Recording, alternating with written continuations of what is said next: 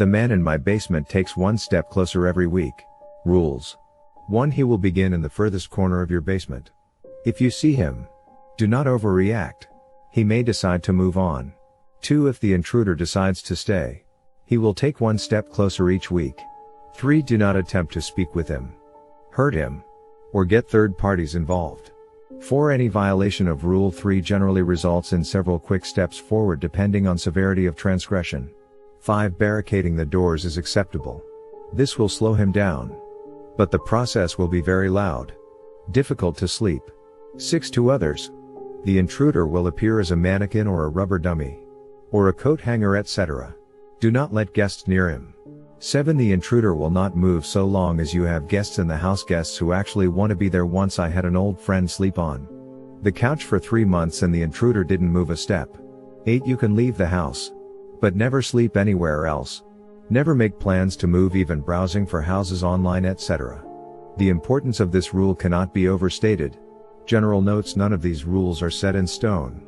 The intruder seems to evolve and react depending on your actions. Personally, I recommend measuring the distance from him to the furthest corner of the house.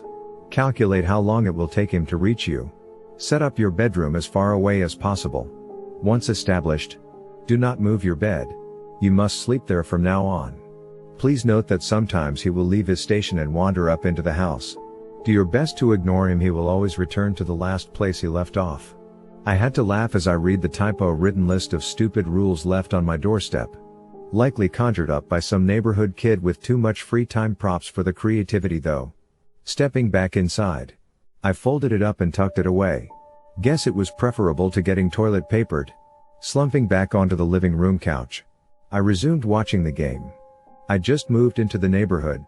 Owning a house of my own had been a life's goal since 18. Now, after 15 years of working, saving, and taking on crippling debt, I finally had a place of my own. Hooray!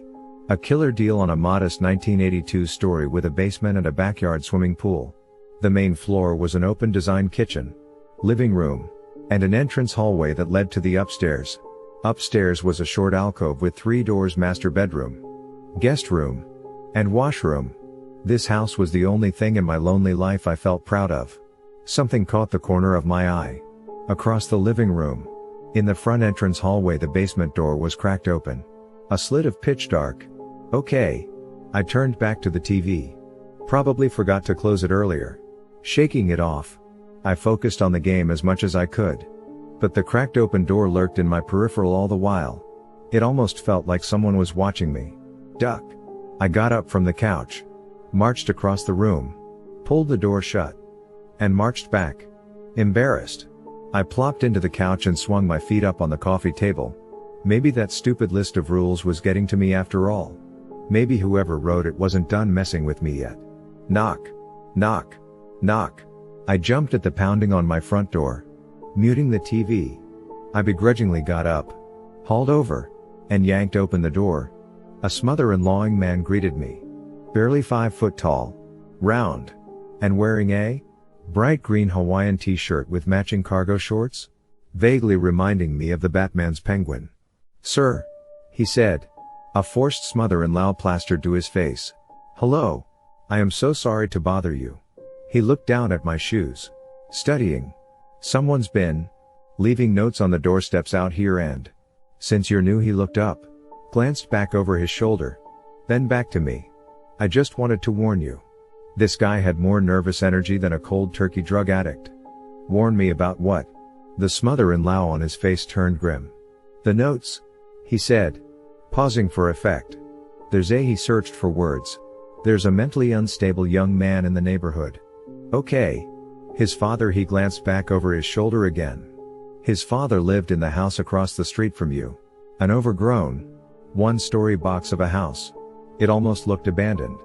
When his father passed, the son," he looked back to me, "started writing notes, leaving them on doorsteps around the neighborhood."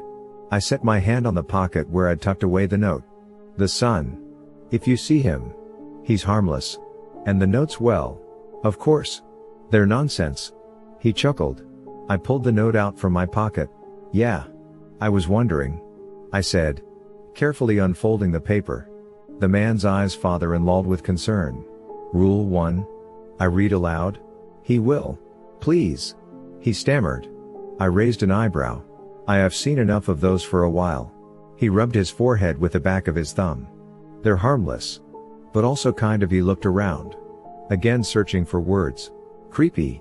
I said. His eyes lit up. Yes. Creepy. What a great word. Creepy. He marveled. Weirdly impressed. I almost laughed.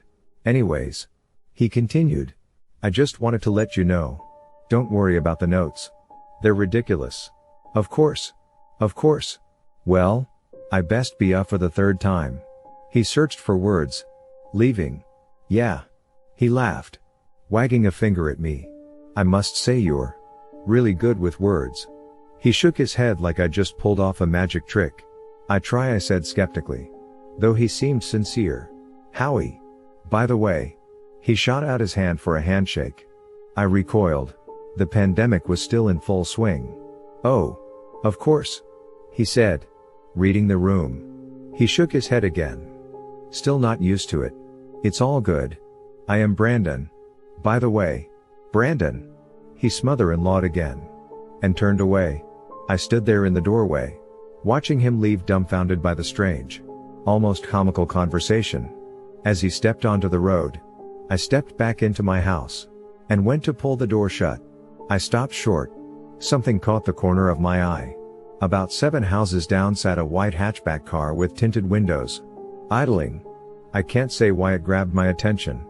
But it did. For some unknown reason. It felt out of place. Sinister even. Shrugging. I stepped back inside and pulled the door shut behind me. I collapsed back onto the couch. Duck. My team was losing. It was dark out when the game finished. 3-1 against me. Of course. I turned off the TV. Stretched up my arms. Pushed off the couch. And froze. The basement door was open again. Wide open this time. A few long seconds crept by. Until I finally stepped forward. I know I shut that door. I stopped at the top of the stairs. Below me. Everything faded into uninviting darkness. I flicked on the light.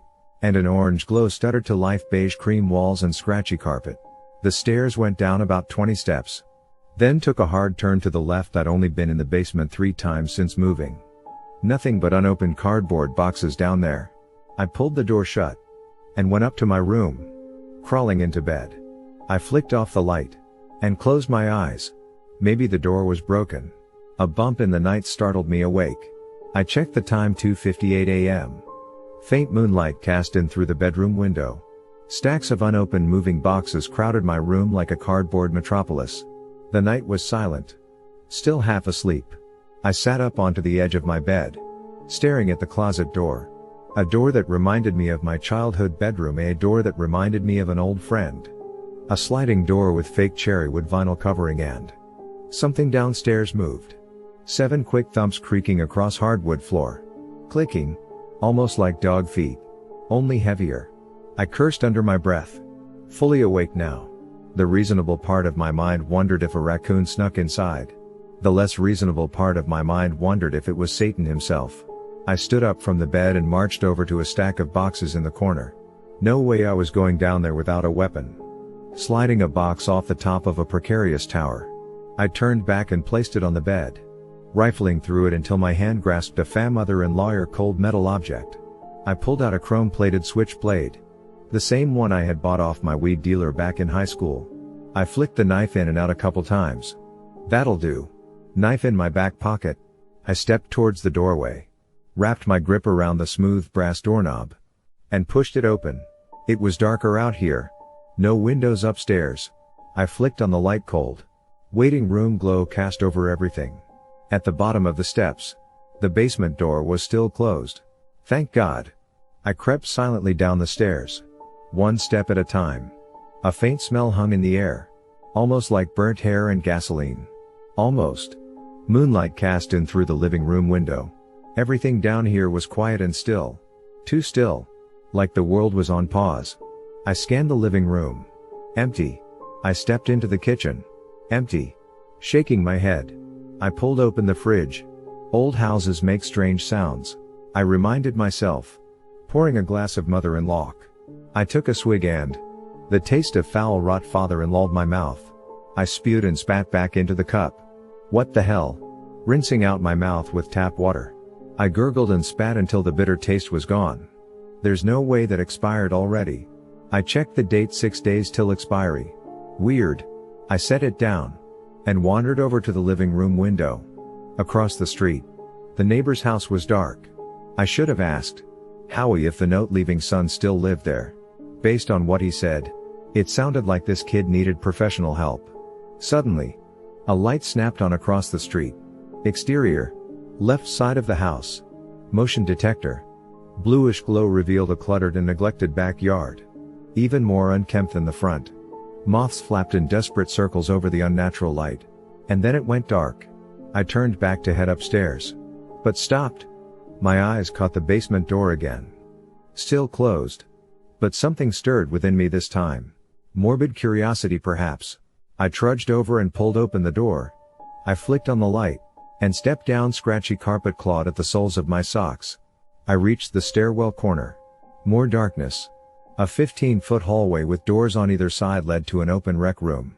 I flicked the next light switch. Nothing. Of course. I stood there for a good 10 seconds. Staring into the dark. The strange pull of curiosity only getting stronger. Begrudgingly, I pulled out my phone, turned the light on, and moved forward, stepping over boxes and clutter as I went. The strange smell from upstairs was even stronger down here. Like gasoline and burnt hair. Maybe there was a leak. I'd get that checked out tomorrow. Regardless, I pushed forward and stepped into the garage-sized rec room.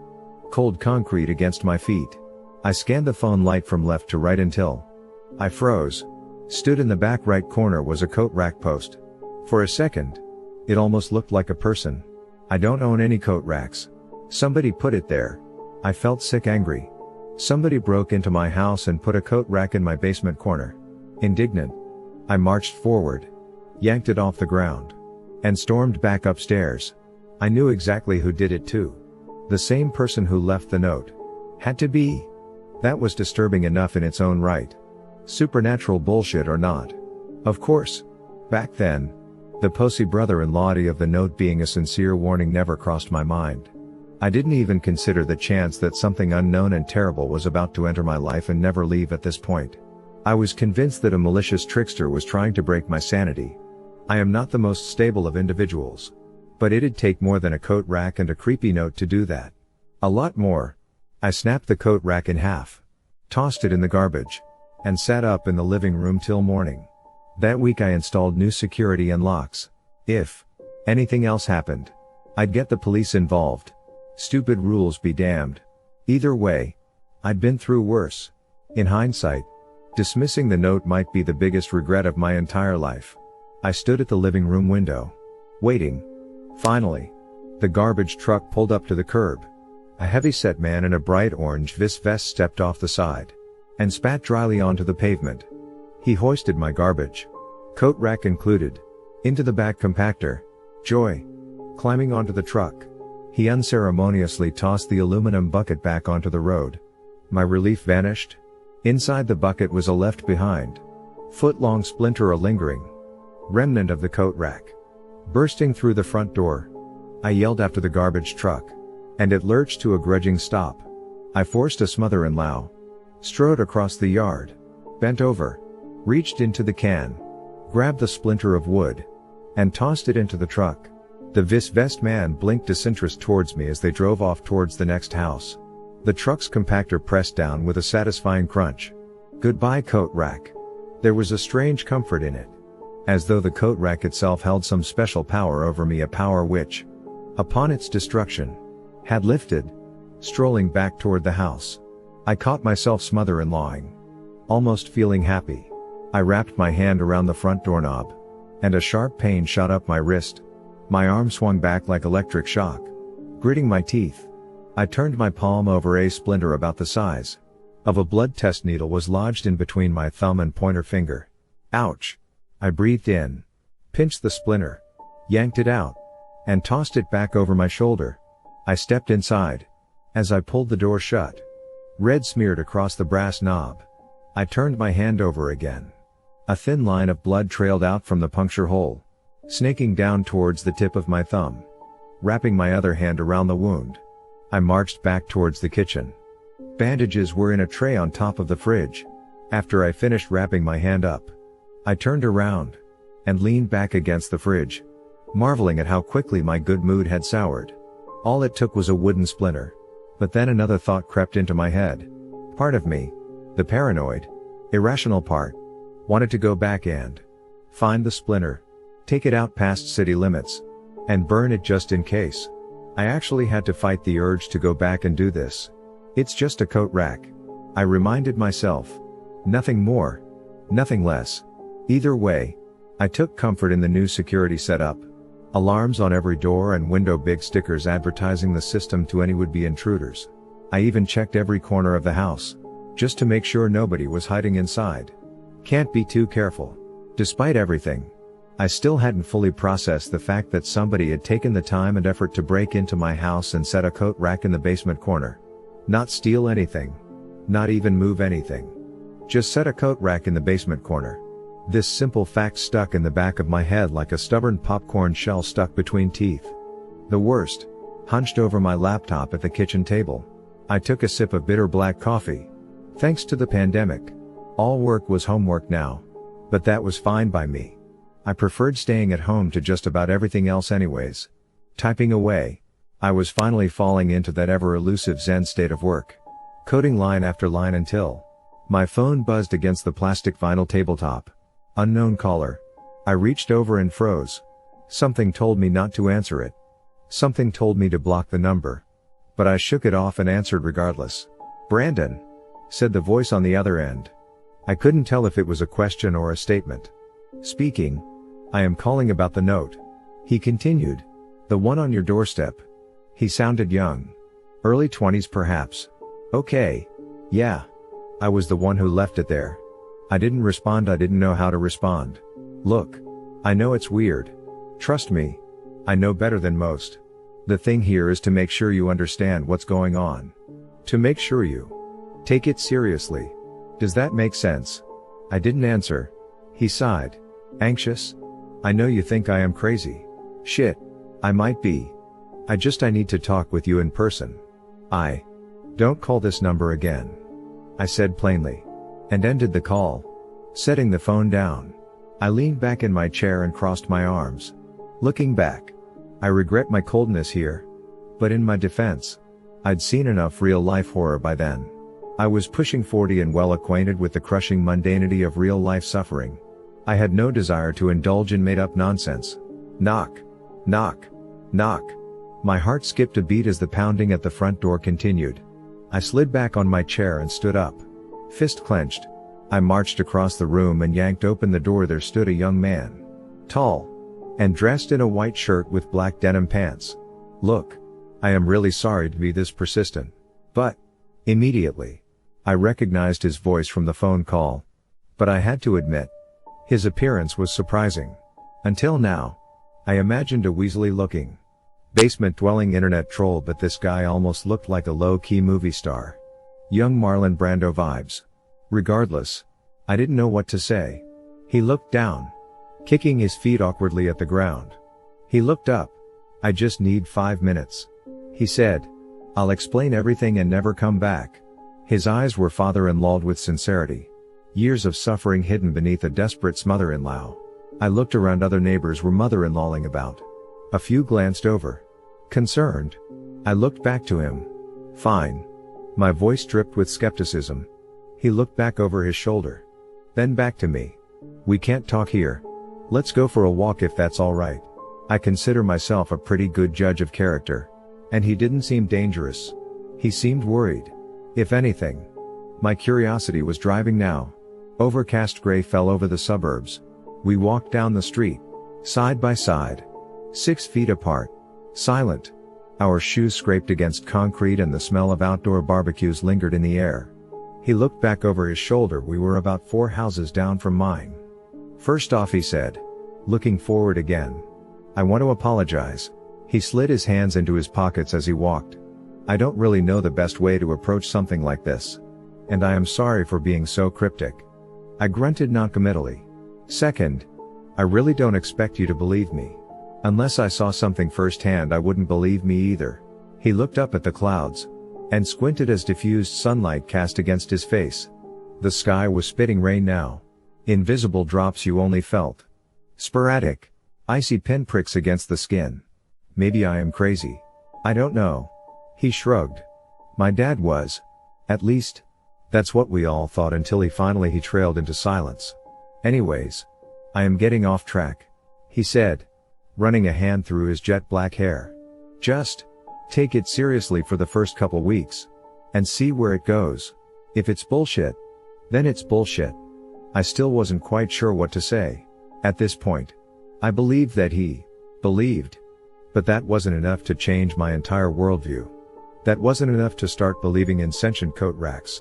All you can do is search for ways to slow him down. Invite people over as much as possible. Try to figure out if there's a way to stop him without breaking the established rules. I know there's the pandemic. But hell, invite a stranger over if you have to. Rent-free. It should at least buy you some time. Who's living in your father's house? I asked with a directness that surprised even me. I don't know. You don't know. He shrugged. I haven't been there since again. He trailed off into silence. Grimacing. He looked around as if the words might be somewhere close. I grew up here, he said, changing the topic once again. My sister and I used to collect pine cones in the park. He pointed across the street. Park was a generous word for an empty lot with a couple of trees and a bench. We'd sell them to the neighbors, he almost mother-in-lawed. Pine cones. With googly eyes glued on. 5 cents a piece. He shook his head like a chill went down his spine. Look. You've just got to take the rules seriously. I still wasn't convinced. You don't know who's living in your own dad's house. I persisted. Did you sell it? He stopped walking and turned to face me. Don't try to understand this. Trust me. He rubbed his forehead with the back of his thumb.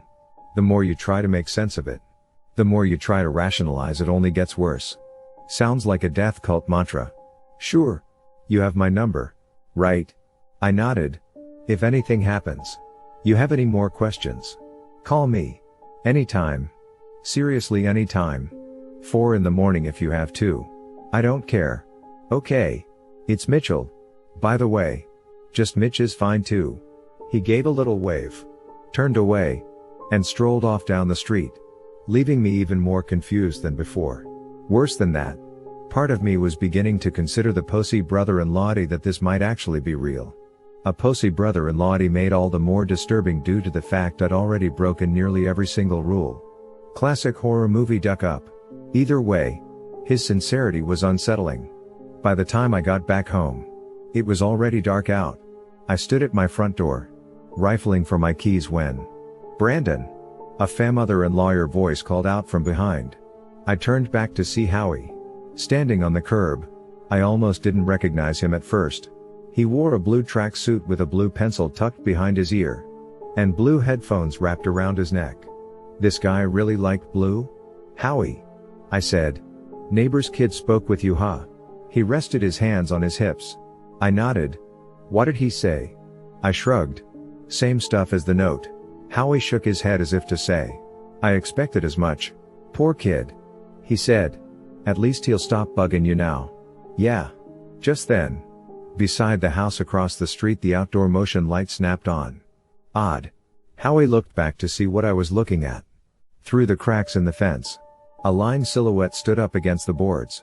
It was hard to tell from this distance, but it almost looked like somebody was standing there, watching us, peering through the fence cracks. Motionless. But the yard was father-in-lawed with junk, so it could have been anything. Howie turned back to me. Anyways. He started pulling up his headphones and turned away. Who's living there now? I said. Howie froze, lowered the headphones, and turned back. Not sure. They never sold it. Nope. Not to my knowledge. So, it's empty. I've seen someone. Maybe a few someone's mother-in-law and about inside. Ever seen them outside?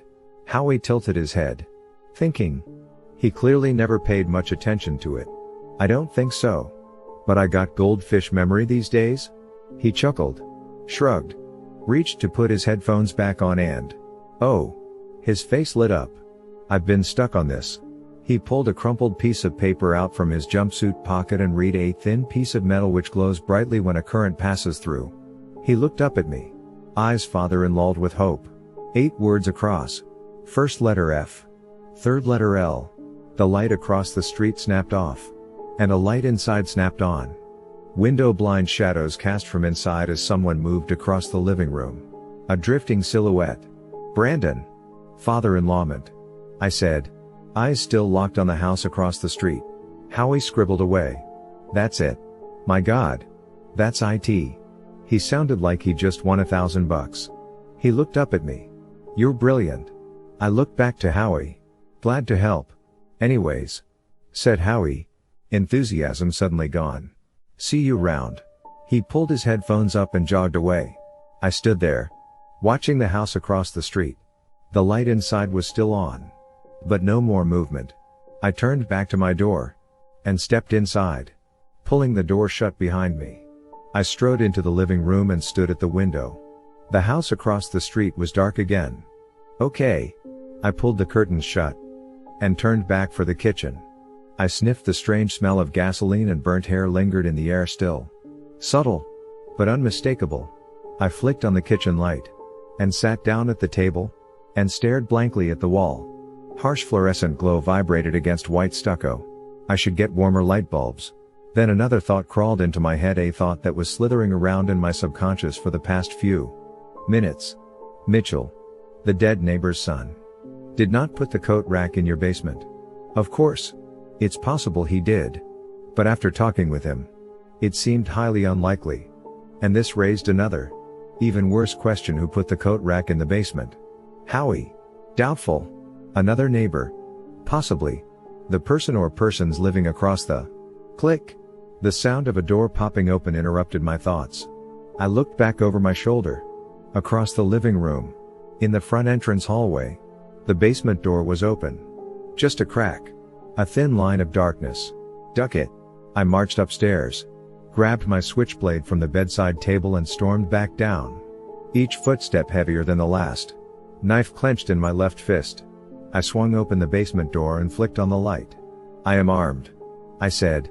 Trying and failing to sound like a threat. If anyone's down there, make yourself known. Now. Silence. Nothing but the hum of a buzzing light bulb. I took a deep breath. And exhaled.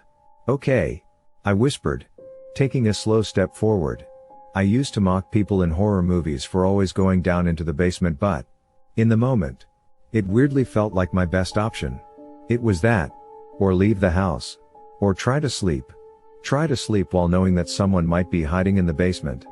Call the cops. Tell them I found a coat rack that didn't belong to me. Most cops don't even have the time to worry about stolen cars. Let alone misplaced furniture. None of these choices were appealing. I reached the first stairwell and stopped at the first corner. Somehow, the hallway seemed darker than before. I flicked the light switch. Warm glow cast over all. The light wasn't working last time. I stepped forward. The mother-in-law smell of burnt hair and gasoline was getting stronger, the short walk down the hallway feeling like eternity. Finally, I stepped into the rec room. Both corners were empty. Breathing relief. I felt blood rush into my face. Once again. Embarrassed by my own paranoia. Embarrassed by my fear. I pocketed the switchblade and turned back when something caught my eye. In the far right corner. Behind a stack of cardboard boxes, water. A thin layer of surface tension. Slowly spreading across the shiny concrete floor. Duck. They never said anything about leaks when I bought the place.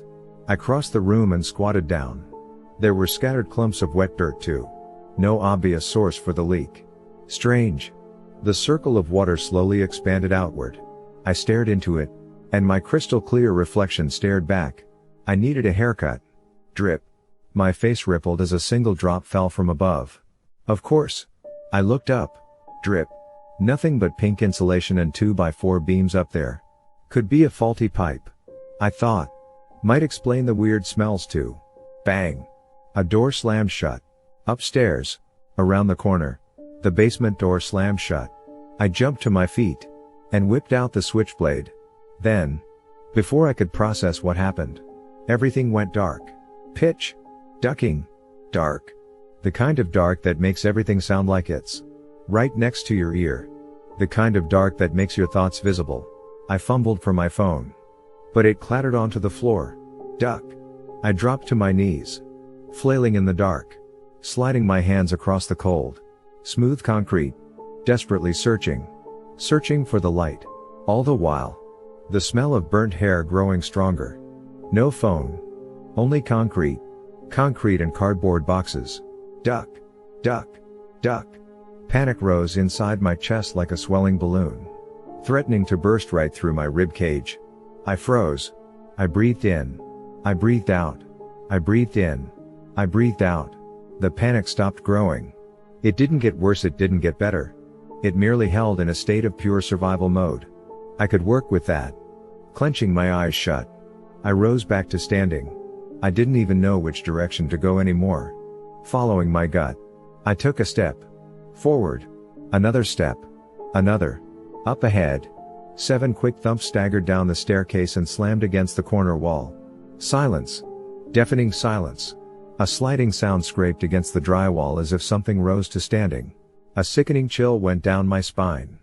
My hand clenched tight around the switchblade. "You have about 3 ducking seconds," I said, once again failing to sound like a threat. 3 seconds went by. 5 seconds. 10. Only silence. The sound of my own panicked breath and silence. "Duck it." Knife pointing forward.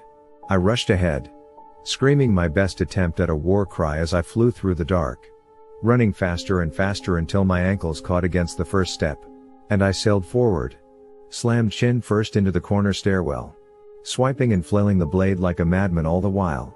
The light snapped on. I squinted as my eyes adjusted to the sudden brightness.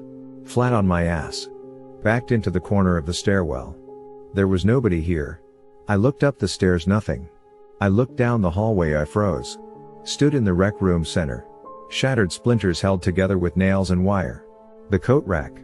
Thus far, I'd broken nearly every single so-called rule. 1. He will begin in the furthest corner of your basement.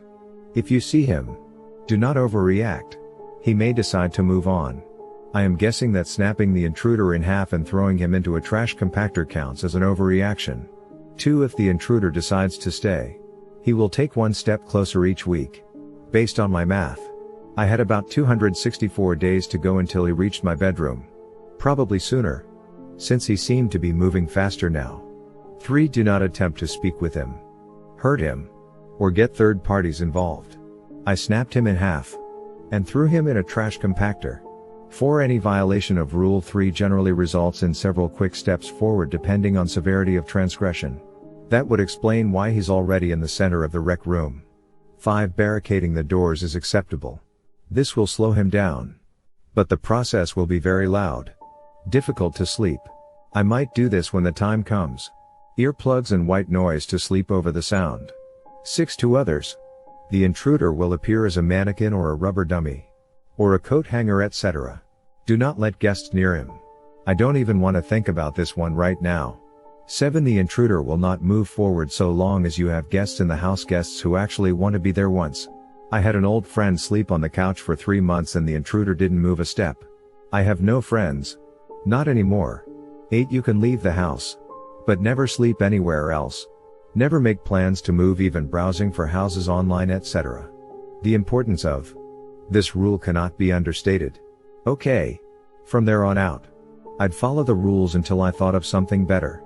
2. Sleepless nights crawled by until I finally built up the courage to go back downstairs. I needed my phone. Down the basement hallway, in the center of the rec room, stood the coat rack. Just behind it, my phone lay face down against the concrete floor. Creeping forward, I averted my eyes. It's only a coat rack, I reminded myself. Nothing more, nothing less. Sliding into the rec room, I pushed my back up against the wall and glanced towards the coat rack. Immediate regret followed. Nails and wires were snaked around mangled shards of wood. If the coat rack was a substitute, then what did the actual intruder look like now? An image flashed through my mind, the image of a gaunt man with a carnival smother-in-law, held together with nails and wire. Creepy. I shook it off and leapt forward, snatching my phone. I scrambled away, and hauled up the stairs. I could almost feel the hands of nothing chasing me from behind, ever stretching arms desperate to pull me back into the dark, inching closer and closer for my ankles as I bolted up the stairs. I slammed the door shut, pressed my back up against it, breathing heavy. I slid down to the floor. It's just a coat rack, I told myself again. But the words rang empty now, like a parent telling a frightened child there's nothing to be afraid of. There's nothing hiding under the bed. When really, they both know, there is. There's always something hiding under the bed. But it's not the long-toothed monster you imagined as a child. It's not the boogeyman. It's a feeling. A hidden feeling that you can't accept because you don't even know what it is. So instead, you pretend it doesn't exist. A vague and festering obligation you keep pushing back and back and back. Always lurking just out of sight, hiding in your peripherals. Sometimes, you even catch a glimpse of it, lurking in the corners, only to look and find nothing. So, you shrug it off. You turn back to your phone, your booze, your knock, knock, knock, pounding at the front door. Whatever happened to doorbells? I got up, slinked over, and pulled it open. There on my doorstep, just as I expected, stood Howie. "Brandon," he said, wearing an oversized smother-in-law, and an oversized white hoodie with blue, baggy sweatpants. "Howie," I said, fighting back the ever-growing pull of sleep deprivation. "Sorry to bother you so early. It's just," he paused, looked over his shoulder, then back to me. "There's been a few break-ins around the neighborhood last night.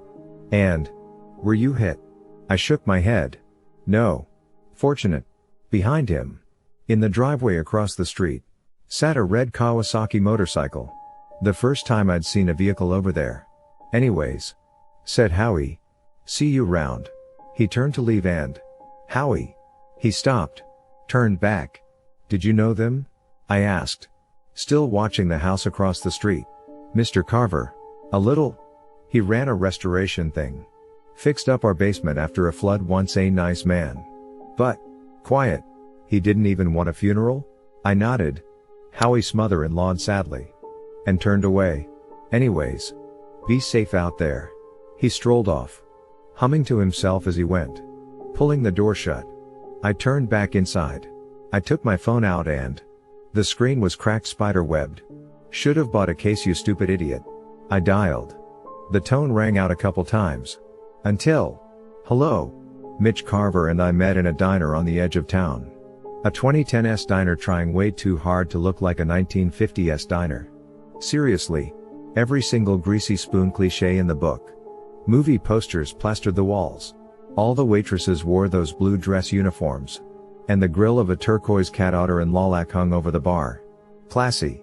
Red leather booths were lined up against the windows. I sat there, staring blankly outside. Out across the highway sat abandoned middle-class suburbs.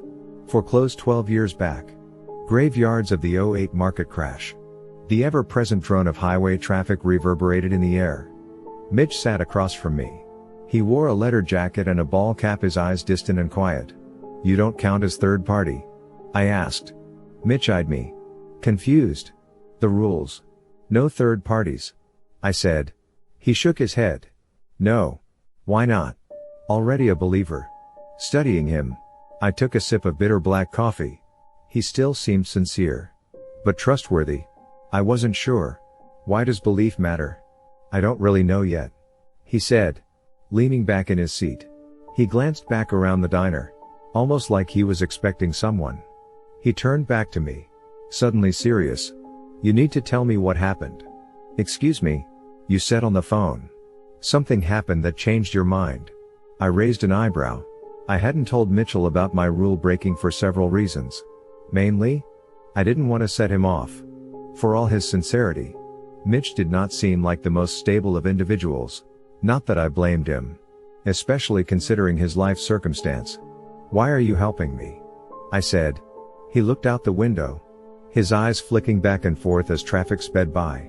He turned back to me. "I killed my dad," he said. "I mean, not literally, but it's my fault he died." He weighed over his next words carefully. The traffic outside slowly droning ever louder, like a rising tide. Mitch continued. The last few years of his life. Nobody believed him.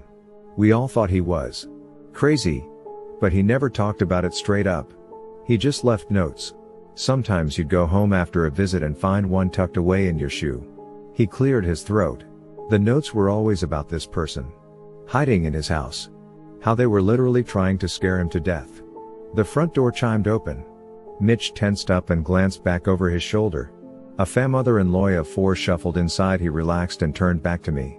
I just want to make sure what happened to him doesn't happen to anybody else. He leaned back in his seat again, hands wrapped tight around a cup of untouched coffee. Fair enough. Look, said Mitchell. If you broke the rules once, even twice, that's fine. But you need to tell me what happened. I nodded slowly, took a deep breath, and I snapped the coat rack in half.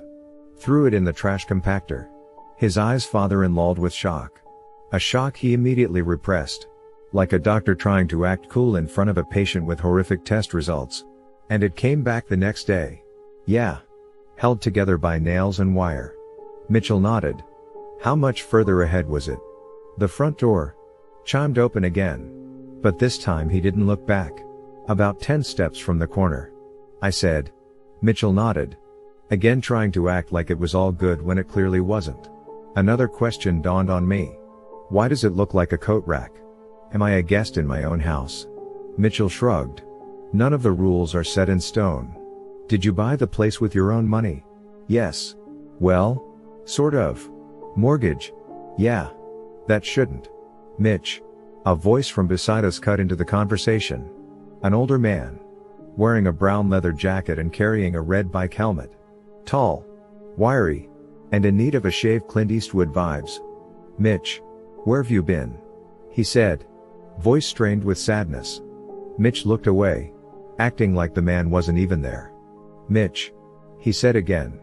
Voice almost shaking now. I turned back. Mitch stared down at the coffee in his hands. His reflection rippled in waves of highway traffic rumble. His eyes were wet. Mitch, please. The man leaned forward slightly.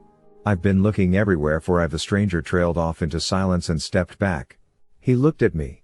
His eyes were father-in-lawed with years of suffering. He reached into his coat pocket, produced a card, and placed it face down on the table. He looked back at Mitch one last time. I am always here, kid. He mother-in-lawed grimly. Then turned away and wandered back towards the exit. Hands on the door. He stopped and looked towards us. He opened his mouth to say something, but he turned away, pushed outside, and stepped down into the gravel parking lot. He crossed the lot and climbed onto a red Kawasaki motorcycle. Then, he looked back at me through the window, mother-in-lawing sadly. Suddenly, his eyes lit up, darted back and forth for a couple seconds, then snapped back to vacant apathy. Almost like someone had crawled into his mind, taken a quick look around, and jumped back out. Eyes back to sadness. He rubbed his forehead with the back of his thumb, pulled on his helmet, revved up the engine, and sped off. Mitch. I said, still staring out the window. The realization of who that might have been was slowly dawning on me. It's not him, said Mitch. Not anymore. I turned back. Mitch, hands shaking, took a sip from his coffee and set it down. You wanted to know what happens when it reaches you. He threw up his hand as if to say, wish granted. I didn't fully understand what he meant by that.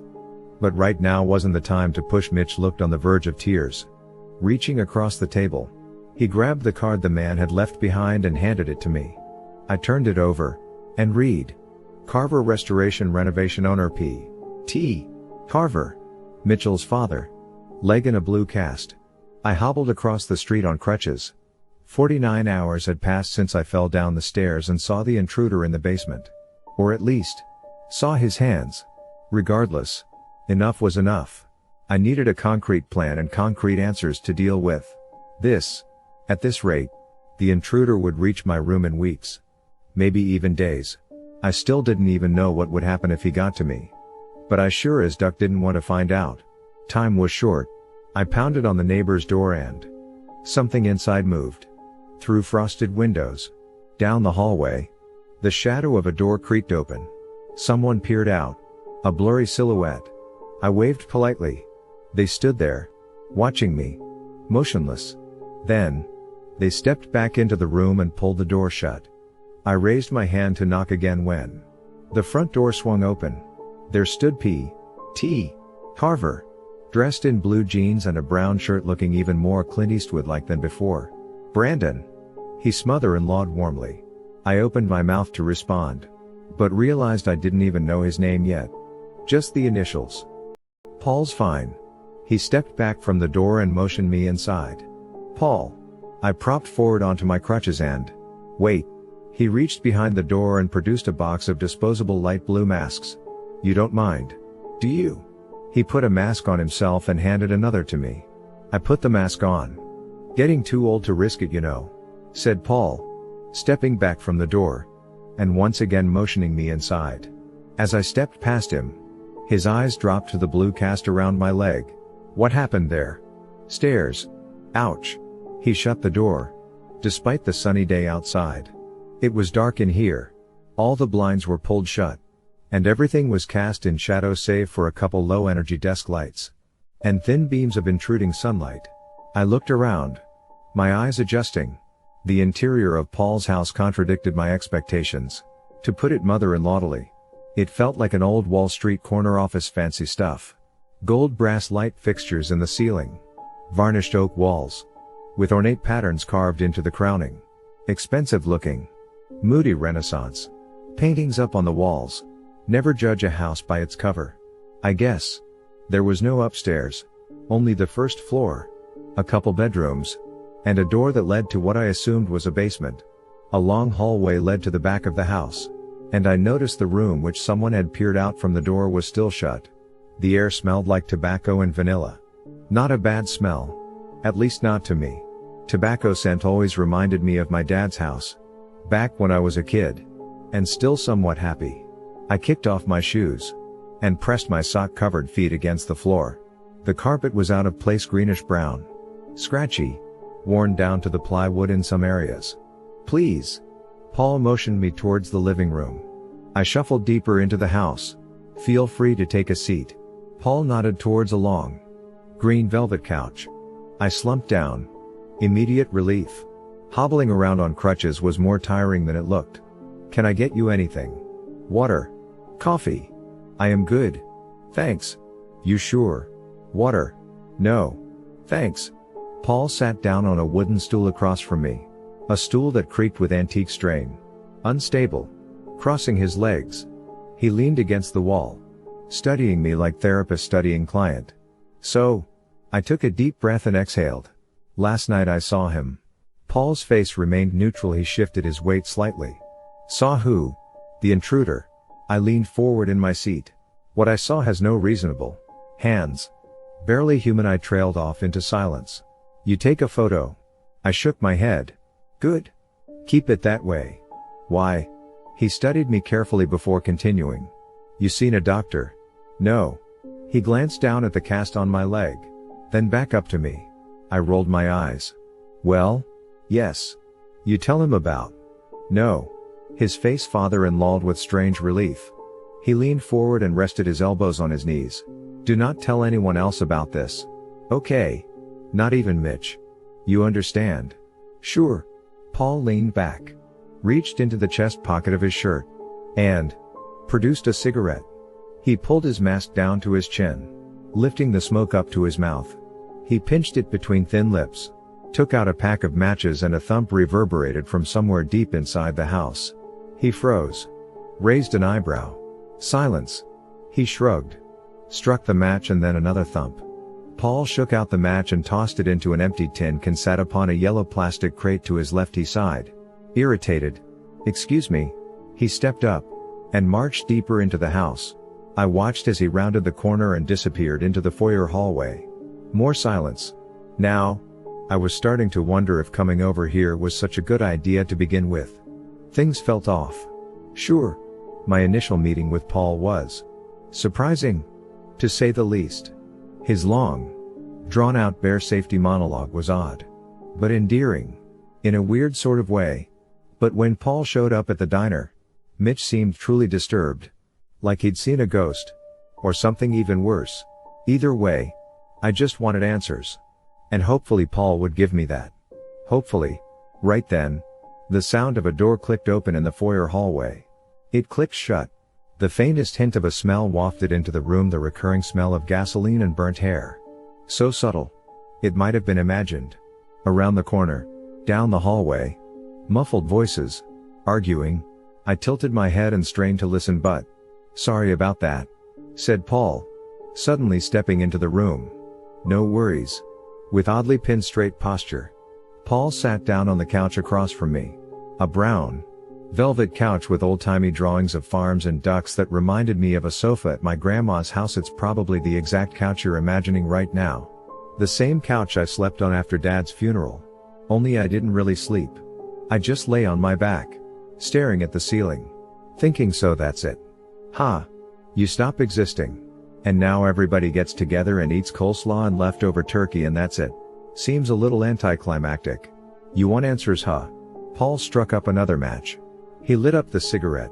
And finally, took a slow, satisfied drag. He exhaled. The smoke lingered around him for a moment, then slowly drifted back towards the dining room, passing through beams of derelict sunlight. "Why does Mitch think you're dead?" Paul nodded, expecting the question. Reaching over the side of the couch, he tapped the cigarette with his pointer finger. Small bits of glowing ash broke off and tumbled down into the tin can. Back when Mitch and Evelyn, his sister, were kids, I had some pretty serious health issues. Still do. Full disclosure. But I am medicated now. And that helps. He lifted the cigarette to take another drag but stopped short, remembering something. He lowered it. After my parents passed away, I started to believe something was stalking me, toying with me. He shifted uncomfortably in his seat. Started with small things at first. Bumps in the night. Food gone bad before the expiry date. Things too small to talk about, but too big to just, brush off. He met my eyes, then looked away and took another short drag. I thought back to the expired mother-in-law in my fridge. One of many unanswered questions still festering in the back of my mind, sporadically buzzing past my ear like a persistent mosquito. Infuriating. Paul sighed. I am a rationalist at heart, so the posy brother-in-law of something unnatural. He waved his hand like a magician. That never crossed my thoughts. He paused again, glancing over at me, judging my reactions as he spoke. Now bear with me. Cause all this leads to a point. He continued. One night, back in '94, maybe '93, the kids and their mom were fast asleep. It was Thursday, so I went down to the basement for canned peaches and a late night beer. He pointed down at the floor. The light was out. So I came back with a flashlight and he trailed off into silence. His cold blue eyes still locked on the floor. This time, somebody was down there. Just standing there. Stood down the basement hallway with their back turned to me. I wanted to call out, yell at them, run upstairs, get my mother-in-law. But instead, I just froze. Like roadkill in headlights. Paul looked directly at me. That's when it hit me. I realized that this intruder, over 7 foot tall by the way, he was halfway stuck into the concrete wall. Like the mold was set around him and dried there. Paul shook his head like a chill went down his spine. The sight was so strange. I couldn't even think straight. He leaned forward and rubbed his forehead with the back of his thumb. A weird tick that suddenly stood out to me. Mitch did the same thing. And so did Howie. Why? Things got really bad after that. The more I tried to fight it, the worse it got. The more I tried to make sense of things. He trailed off into a moment of silence. Course, nobody else saw him. They just saw a stack of cardboard boxes. He paused again, looking around the room. One night, cold, autumn night. I'd been dealing with this ever-encroaching nightmare for weeks at that point. I downed 2 bottles of cognac and brought my mother-in-law downstairs. Marched straight up to him. He made a gun with his fingers and pointed at me. Pressed the barrel between his dead eyes and pulled the trigger. He mimed the motion of gun, kicked back and limply dropped his hand back onto his thigh. But he didn't even flinch. Bullet went straight through him. Ricocheted off the back corner. And got me in the hand. He held up his left hand. The pinky finger was cut off short at the first knuckle. I hadn't even noticed until now. How did I miss that? Paul shook his hand like it went numb. and leaned back into his seat again. After that, Holly threatened to leave. Take the kids with her. He rubbed the side of his palm against his left forearm. Ruminating, I'd leave myself too. If I could. Then his eyes lit up. Remembering, let me show you something. Paul pushed up from the couch. He strolled towards the door I assumed led to the basement. I remained seated. After my last encounter with the intruder, I wasn't a big fan of stairs. Or basements for that matter. You coming? After noticing my hesitation, Paul looked back at me the same way my dad used to, struggling to hide disappointment. Silent judgment. I cleared my throat, grabbed my crutches, and pushed to. Standing. Paul's mother-in-law to half-smother-in-law pulled his mask back up and pulled a ring of keys out from his pocket. Humming to himself, he rifled through, unlatched a key, and turned the lock. No dice. He relatched the key and went back to rifling, still humming all the while. Meanwhile, I stood back about 10 feet, head turned, eyes locked on the mysterious room at the end of the hallway. The door was shut. You live alone? Yes. Well, yes and no. He unlatched another key and gave that one a try. No dice. An old friend lives in the room down the hall. I am the caretaker. Sort of. That's good of you. Yeah, well, I owe them one. I considered asking more. Asking if they were a guest keeping the intruder at bay. But something told me to keep it to myself. Paul huffed, unlatching a third key from the ring, holding it up to his face. He studied it like a jeweler studies a suspect diamond. He brought it down to the lock, pushed it in, and turned. Finally, the door clicked open. 3rd times the Paul looked around searching for words. The same way Howie did. Shaking his head, he tucked away the key and stepped down into the dark. He flicked the light on. Cold fluorescent glow stammered to life. Concrete walls and wooden steps smothered in layers of dust. Paul looked back, over his shoulder. You good with stairs? He said, looking down at my cast-covered leg. I'll try. He nodded. Use the railing. Turning back, he stepped deeper into the basement. I hobbled over to the top of the stairs. The flight of steps seemed longer than expected. Like it went down 1.5 stories. Instead of just one. Paul stood at the bottom. Another door in front of him. Though maybe door wasn't quite the right word. More like a bunker hatch. Metallic. And held shut with an arm-sized lever instead of a doorknob. I didn't want to go into the basement. But the weight of morbid curiosity compelled me yet again. Every single time, Paul gripped his hands around the lever, braced himself against the wall, and pulled. His wiry arms flexed and strained as the lever slowly moved towards him. Gritting his teeth, Paul yanked harder and harder until finally, the lever gave way, lurching backward suddenly. The metallic door itself shifted downward with an echoing clang, and clouds of dust particles burst out from the edges. Paul wiped his forehead with the back of his arm, squat down, and grabbed the bottom of the door with both hands. Hoisting upward, he pushed the door into a vertical swing. It pressed flat up against the ceiling. There was nothing but dark ahead. Pitch dark. Paul crept forward, and silence followed. 5 long seconds ticked by until a light flicked on. More cold, stuttering glow. You good? Paul's voice echoed up the staircase. Yeah, I am okay, I said, stepping forward. Going downstairs on crutches was even more tedious than expected. The whole precarious journey took about 3 minutes until, finally, I stepped into the basement. A long narrow hallway led to a 2-way fork in the path. Dirt floors. Plywood walls. I've got an engineering/construction background. Paul kept strolling forward. Built this place from the ground up. He stopped at the fork in the hallway and looked both ways. Thinking. He looked left. He looked right. He looked left again. He shrugged. Gotta be this way. He pushed forward. I followed. This basement's bigger than you'd think, he said. Rounding the corner, another narrow hallway stretched about 20 feet until it reached another 2-way fork. Paul kept walking, and I kept following.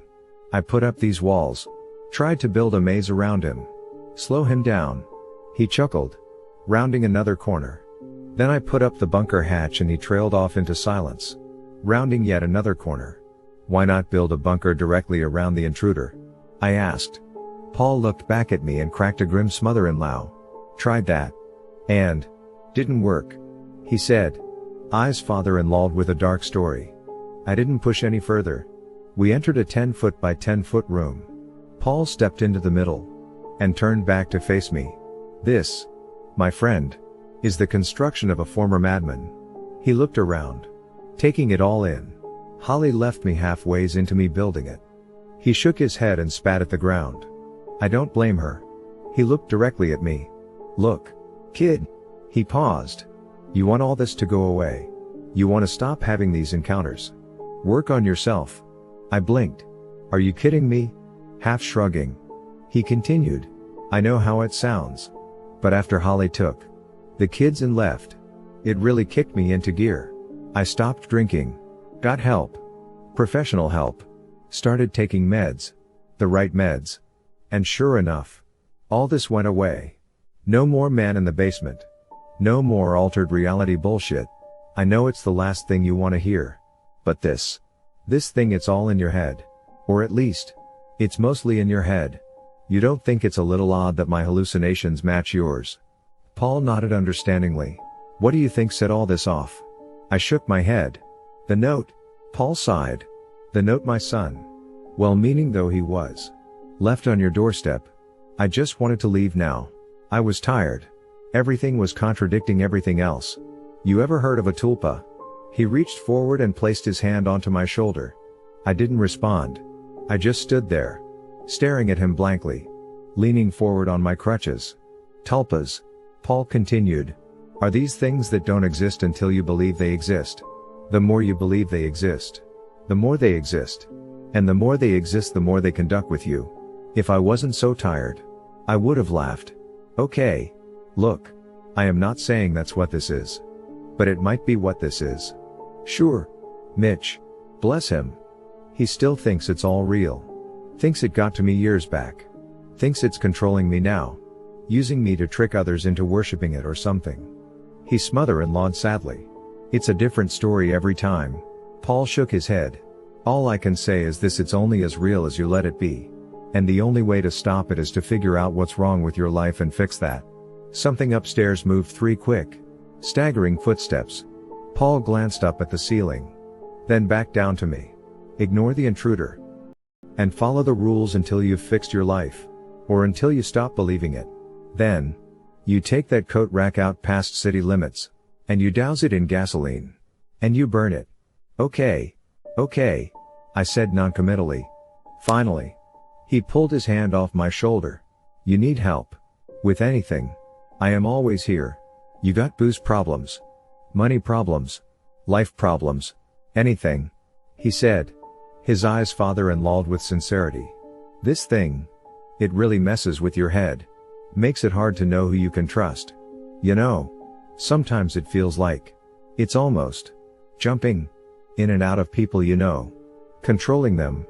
But it's all in your head. His tone was shifting now. Almost sounding excited. Part of me wondered if the intruder was controlling him right now.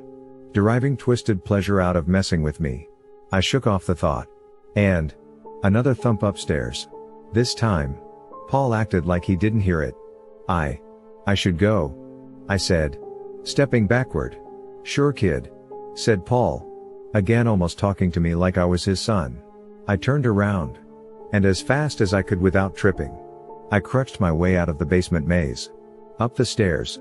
And out the front door. Stepping out of Paul's house. I took a deep breath of fresh air. It felt like getting rescued from drowning. I exhaled relief. At this point, I didn't trust Paul or Mitch or even Howie. For that matter. Nothing was stable. And everything was getting worse. I hobbled back across the street and my phone buzzed to life.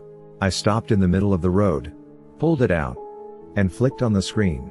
Squinting. I held it up to my face. 27 missed calls. Mitch Carver. Of course.